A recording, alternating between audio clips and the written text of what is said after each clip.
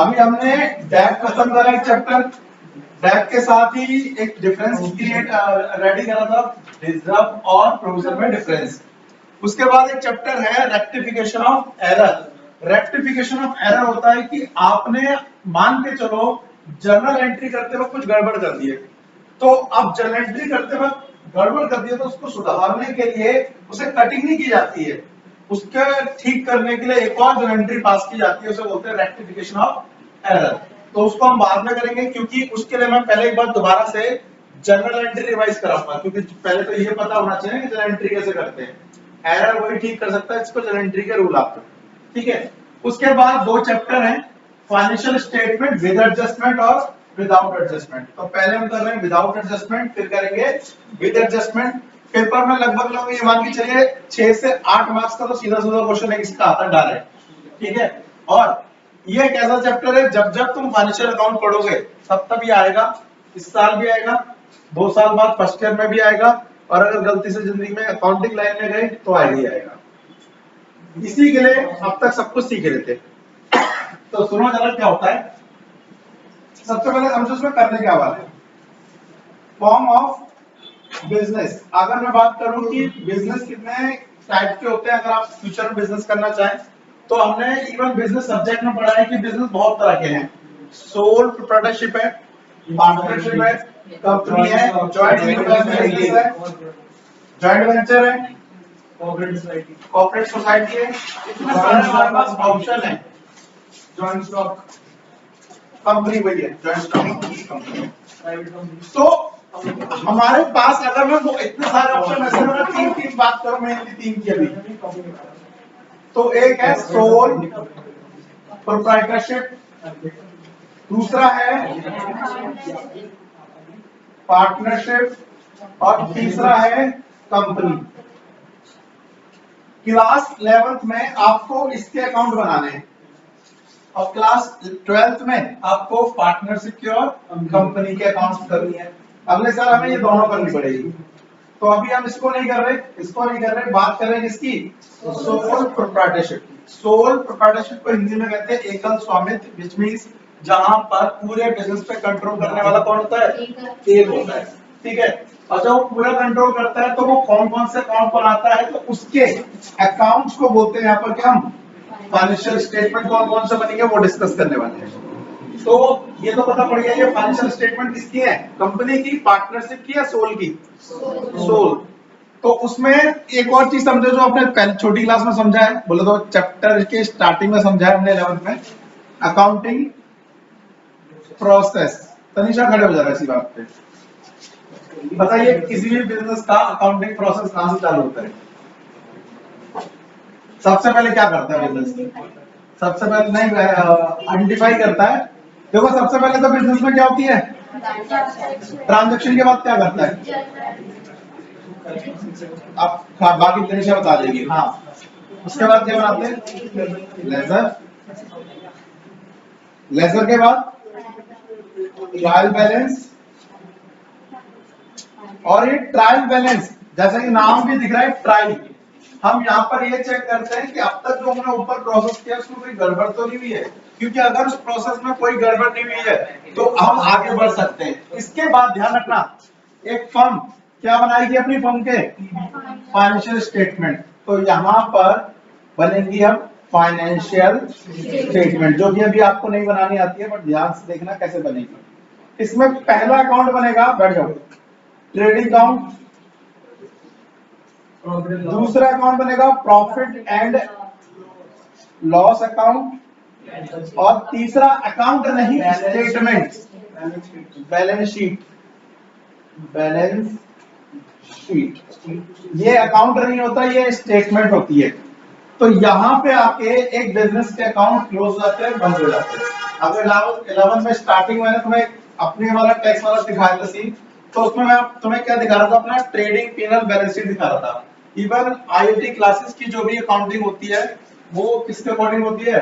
Sole proprietorship के according होती है। तो मुझे भी यहाँ पर इसके क्या बनाने पड़ते हैं? ट्रेडिंग पीएल और बैलेंस शीट। तो कैसे बनते हैं इनको बताने से पहले तुम्हें क्या क्लियर होना चाहिए? ट्रायल बैलेंस, क्योंकि ये तीनों अकाउंट किसको देख के बनेंगे? ट्रायल बैलेंस को देख के बनेंगे। अब मैंने ट्रायल बैलेंस को करने के भी दो तरीके बताए थे, एक तो जनरल और लेजर वाला, और एक होता है अगर हमें डायरेक्ट बैलेंसेस पता है सबके तो हम उसको किसमें पुट कर देंगे, वैल्यू पुट कर देंगे और ट्रायल बैलेंस बना लेंगे। क्या था वो फॉर्मूला ट्रायल बैलेंस बनाने का? Debit credit all expenses losses and assets क्या होते हैं? डेबिट। ऑल इनकम प्रॉफिट या फिर गेन बोल सकते हो, और लायबिलिटी अलग से कैपिटल और ले लो, वो क्या होंगे? और दोनों साइड अगर इक्वल आ गया तो हमारा ट्रायल बैलेंस सही है। भाई मुझे बोलना था, मुझे पैसे मिल रहे हैं। सो यहाँ पर इन तीनों चीजों को डेबिट करेंगे और इन 3 या 4 चीजों को क्या करेंगे? क्रेडिट करेंगे। और जब अगर हमारा ट्रायल बैलेंस सही है तो इस ट्रायल बैलेंस की हेल्प से सारे अकाउंट बनेंगे। तो सबसे पहले कॉपी पर नोट करो, नंबर 1 फॉर्म ऑफ बिजनेस कितने तरह के होते हैं जो हमें पढ़ने हैं, और हम किसके बारे में पढ़ रहे हैं? सोल के बारे में। नंबर 2 रिकॉर्ड करो यहाँ पर अकाउंटिंग प्रोसेस, और नंबर 3 पर रिकॉर्ड करो ट्रायल बैलेंस का रूल। हमने ट्रायल बैलेंस बनाना सीख लिया। ट्रायल बैलेंस का मतलब अब हम अगर हमारा ट्रायल बैलेंस एक्यूरेट है तो हम क्या बना सकते हैं? फाइनल अकाउंट बना सकते हैं। उसमें सबसे पहला अकाउंट क्या बनेगा? ट्रेडिंग, और उसके बाद प्रॉफिट एंड लॉस। अब जरा ध्यान से देखना, ट्रेडिंग एक्स में अकाउंट में क्या जाते हैं? एक्सपेंस, और इसमें भी क्या जाते हैं? एक्सपेंस जाते हैं। अब जितने भी ट्रायल बैलेंस में तुमने डेबिट साइड पे खर्चे लिखे हैं वो सारे खर्चे किसमें जाएंगे? ट्रेडिंग और प्रॉफिट एंड लॉस अकाउंट में। लेकिन ये कैसे आइडेंटिफाई करेंगे या क्लासिफाई करेंगे कि कौन से खर्चे ट्रेडिंग में जाएंगे और कौन से खर्चे प्रॉफिट एंड लॉस में? तो उसको एक चीज समझो, आपने पहले एक नॉर्मल सा एग्जांपल समझा होगा। जैसे एग्जांपल लूं मैं कैरेज का, सुना हुआ कैरेज इनवर्ड और कैरेज आउटवर्ड। अब कैरेज का मतलब क्या होता है? ट्रांसपोर्ट का खर्चा। मान लीजिए आपने ट्रक को रेंट दिया है किस चीज का? सामान लाने ले जाने का। तो अब लाने ले जाने खर्चा दिया है, एक बार उसे बोलते हैं कैरेज इनवर्ड और एक बार बोलते हैं इसे कैरेज आउटवर्ड। तो दोनों में डिफरेंस क्या है? और कैरेज इनवर्ड जाता है ट्रेडिंग अकाउंट में, और जो कैरेज आउटवर्ड है वो जाता है प्रॉफिट एंड लॉस अकाउंट में। तो हम यही समझेंगे अब पहले कि हम किस तरह से क्लासिफाई करेंगे कि कौन सा खर्चा ट्रेडिंग में जाएगा और कौन सा खर्चा पीएल में जाएगा। तो पहले इसको मिटा के एक चीज समझो क्लासिफाई करने का तरीका कि दोनों में डिफरेंस क्या है। एक एग्जांपल लेता हूं समझाने के लिए। क्या देखो, मान लो एक फॉर्म ने क्या करा है, उसके पास एक फील्ड है या खेत है कह लो, जहां पर गन्ने उग रहे हैं। गन्ने उगने के बाद वो गन्ने से क्या बनेगी? चीनी। चीनी बनेगी फैक्ट्री में, चीनी बनेगी फैक्ट्री में, और फैक्ट्री से फिर वो बिकने में आ जाएगी शॉप पे जाएगी। अब इस पूरे प्रोसेस में खर्चा हुआ है, तो ध्यान रखना फैक्ट्री तक के जितने भी खर्चे हुए हैं बनने तक के, उनको हम बोलते हैं डायरेक्ट एक्सपेंस। अगर मैं लगभग समझाने की कोशिश करूं, और एक बार अगर माल प्रोड्यूस हो चुका, उसके बाद जब वो आगे चला जाएगा और उसके बाद भी अगर खर्चा हुआ तो उन सारे खर्चों को क्या बोलेंगे? Indirect expense. एक एग्जांपल लेता हूं, ये मार्कर है और इस मार्कर पे आपको नाम दिख रहा होगा, जैसे पन्नी में दिख रही है, पैकेजिंग दिख रही होगी पर नाम क्या है? ये अब ये एक बॉक्स में भी आए होंगे। तो ये जो बॉक्स है ये इसका डायरेक्ट एक्सपेंस नहीं है। क्यों? क्योंकि इसका मैन्युफैक्चरिंग से कोई लेना देना नहीं है। इंक आदि इस मार्कर को बनाने में आएगी, लेकिन जो चीज बनाने में खर्चा नहीं आ रहा उन सारे खर्चों को क्या बोलेंगे? Indirect expense. फॉर एग्जांपल समझिए कि यहाँ पर कि जैसे कोचिंग के हिसाब से पानी का बिल, क्या पढ़ाने में इसकी डायरेक्ट इन्वॉल्वमेंट है कोई? डायरेक्टली। तो ये क्या हो गया? इनडायरेक्ट एक्सपेंस है। और मान लेते हैं एग्जांपल के लिए मैं पढ़ा रहा हूँ, मेरी सैलरी प्लस इसमें जो इंक लग रही है, मार्कर में जो खर्चा आ रहा है, ये सारे कौन से हैं? डायरेक्ट। क्योंकि किसी चीज को बनाने में क्या है? डायरेक्ट में इन्वॉल्व है। तो डायरेक्ट एक्सपेंस का एग्जांपल ले रहा हूँ, दो तीन, समझना कैसे है। जैसे कि जो लोग ज्यादा फैक्ट्री में काम करते हैं ना, उन्हें मिलती है मजदूरी, जिसे इंग्लिश में कहते हैं वेजेस। लेकिन जो लोग सामान को बिकवाते हैं या फिर आगे बढ़ाते हैं, तो उन्हें मिलता है सैलरी या फिर कमीशन।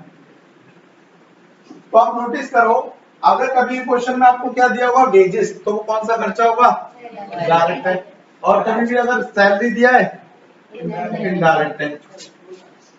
एक ट्रक यहां से माल लेके फैक्ट्री में गया, कच्चा माल रखा होगा उस पे, रॉ मटेरियल ट्रक, तो हम, और उसके बाद यहाँ पे माल बना, उसके बाद वही ट्रक कहां पे लेके गया? शॉप पर लेके गया। दोनों में ट्रक का खर्चा दिया, लेकिन एक बार खर्चा क्या है? डायरेक्ट है, और एक बार क्या है? इनडायरेक्ट। जब यहां से वो माल यहां ला रहा है, तो वो जो खर्चा हो रहा है वो डायरेक्ट कॉस्ट में आएगा। तो इसको बोलते हैं कैरेज इनवर्ड।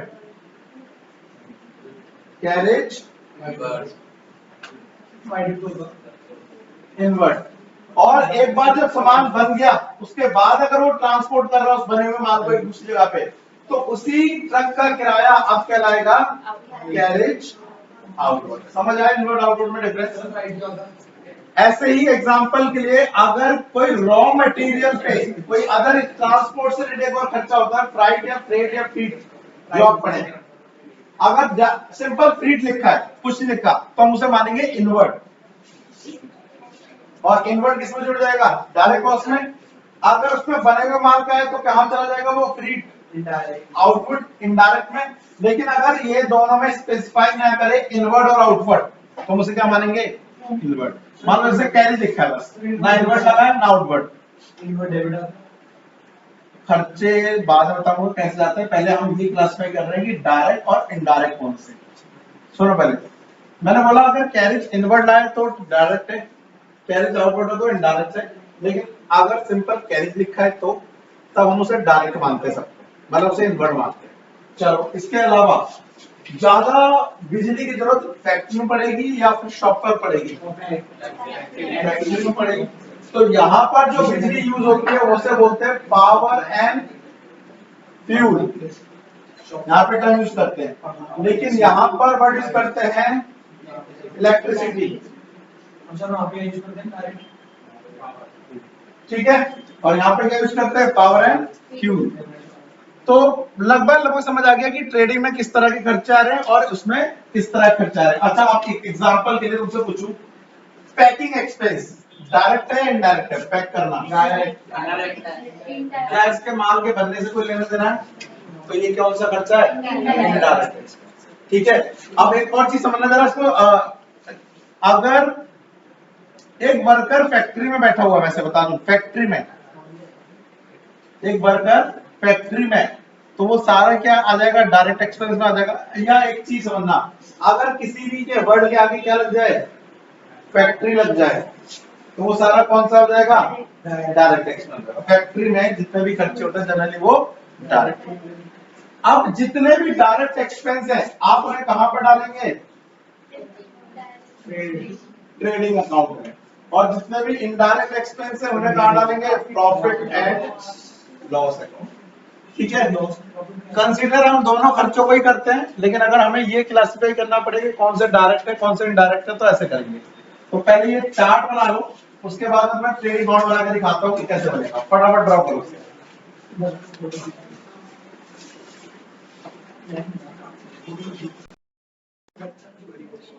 ओके, जरा ध्यान से देखो आगे। सो हम बनाने जा रहे हैं ट्रेडिंग अकाउंट। ट्रेडिंग अकाउंट का फॉर्मेट क्या है? तो देखो सब लोग, नॉर्मली सबसे पहले वही पर्टिकुलर अमाउंट यहां पे नाम डालेंगे trading account. This is DR side and this is CR side. यहां पे आएगा पर्टिकुलर अमाउंट, पर्टिकुलर और अमाउंट। सबसे पहले क्या हमारे पास पिछले साल का, अगर ये 2023 चल रहा है तो क्या 2022 का कुछ सामान पहले से पड़ा है मटेरियल, तो उससे बोलते हैं यहाँ पर हम टू ओपनिंग स्टॉक, अगर पुराना कोई मटेरियल पड़ा है तो। अच्छा ध्यान रखना, जब कोई नई फर्म चालू होगी, नई फर्म, तो उसके लिए तो कोई ओपनिंग स्टॉक होगा ही नहीं, वो तो परचेज करेगा। अगर ओपनिंग स्टॉक नहीं पड़ा है तो फिर वो क्या करेगा, परचेज करके लाएगा रॉ मटेरियल। यहाँ पे क्रॉस क्रॉस की जगह मतलब हमारा अमाउंट आएगा, अगर कल 4000 2000 जो भी होगा वो इस क्रॉस में फिल कर देना, ठीक है। अब कई बार हम परचेज करके ला रहे हैं तो हमारी परचेज का अमाउंट कम हो जाता है, परचेज की वैल्यू कम हो जाती है। जैसे पहला तो एक ही चीज से हो जाती है, परचेज रिटर्न। अगर आप 10,000 का माल खरीद के लाए जिसमें से 2000 का वापस कर दे तो कितने का बचेगा, 8000 का। तो इस केस में आपने परचेज रिटर्न क्या कर दिया, माइनस कर दिया। लेकिन 2-3 कारण और हैं जिसकी वजह से हमारे परचेज अमाउंट जो स्टॉक होता है वो क्या हो जाता है, कम। तुमने अकाउंटिंग क्वेश्चन करी होगी, बताओ कब कब कम हो जाता है स्टॉक। क्वालिटी का ठीक है, लॉस बाय फायर, जलने से। क्वालिटी जो है क्वालिटी, अगर तुमने किसी को डोनेट कर दिए क्या सामान अपना, चैरिटी करना, कोई डोनेशन या चैरिटी, तो भी सामान क्या हो जाएगा, कम हो जाएगा। कई बार मालिक ही सामान दुकान से ले जा रहा है, ड्राइंग, मोटा मोटा कुछ ये ऐसी चीजें हैं जिससे हमारा परचेज का अमाउंट कम हो जाता है, परचेज मतलब स्टॉक कम हो जाता है। अदरवाइज अगर मान लो कुछ भी नहीं दिया तो तुम डायरेक्ट परचेज यहाँ डाल देंगे। चलो अब आते हैं और खर्चे के नाम बात करते हैं। यहाँ पे जो नाम लिखे हो सारे खर्चे डेबिट होंगे। जैसे पहला क्या है, वेजेस। कैरिज कौन सा, इनवर्ड आउटवर्ड, और अगर कुछ ना दे तो उसे इनवर्ड ही मानेंगे। उसके बाद power and sir invert fuel, सारे खर्चे डेबिट ही होंगे।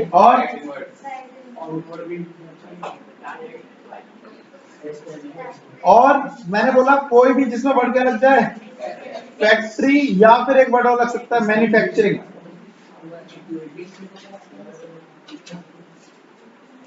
ये सारे खर्चे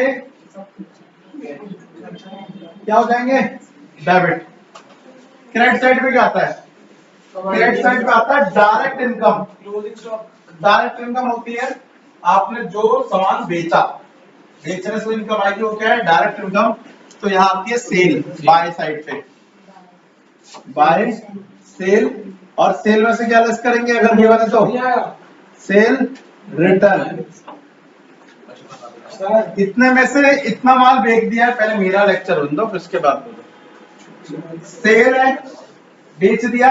कई बार ऐसा हो सकता है कि पूरा माल ना बिके, जो बच जाएगा उसे क्या बोलेंगे, ओपनिंग स्टॉक या क्लोजिंग स्टॉक, उसे बोलेंगे क्लोजिंग स्टॉक। तो एंड में जो सामान बच गया उसे बोलेंगे क्लोजिंग स्टॉक, ठीक है। अब मैं टोटल कर रहा हूं बोथ साइड। जब बोथ साइड हम टोटल करेंगे तो इन केस अगर ये वाला टोटल ज्यादा आया,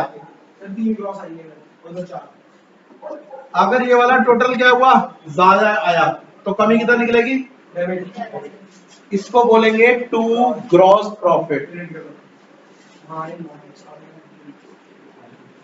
और अगर इन केस ये साइड ज्यादा आई तो कमी कहां निकलेगी, उस तरफ, इसको बोलेंगे बाय ग्रॉस लॉस। सही बात है, अगर सेल करके पैसा ज्यादा आ रहा है और खर्चा क्या हुआ है, कम, तो क्या निकलेगा, प्रॉफिट। सोचो लेकिन तुम्हारा खर्चा ज्यादा हो गया लेकिन सेल से उतना पैसा नहीं आया, तो क्या हो गया, लॉस हो गया। अच्छा मतलब इसमें से और इसमें से आएगा कोई एक ही, या तो ग्रॉस प्रॉफिट आएगा या फिर ग्रॉस लॉस आएगा। जब ग्रॉस प्रॉफिट बन जाएगा, मान लेते हैं एग्जांपल के लिए किसी फर्म में क्या आ रहा है, ग्रॉस प्रॉफिट, तो इसके बाद कंटिन्यू होगा अगला अकाउंट, और वो कौन सा होगा, प्रॉफिट एंड लॉस अकाउंट। और ग्रॉस प्रॉफिट है तो मान लो इधर से ये ट्रेडिंग है, ग्रॉस प्रॉफिट है तो उधर चला जाएगा, ग्रॉस लॉस है तो इधर, तो बाय ग्रॉस प्रॉफिट। अभी हम इसकी बात नहीं कर रहे हैं, वैसे अभी हम इसकी बात कर रहे हैं ट्रेडिंग। ट्रेडिंग अकाउंट का फॉर्मेट बनाओ, ट्रेडिंग अकाउंट का फॉर्मेट सुनाओ, घर जाओ, छुट्टी।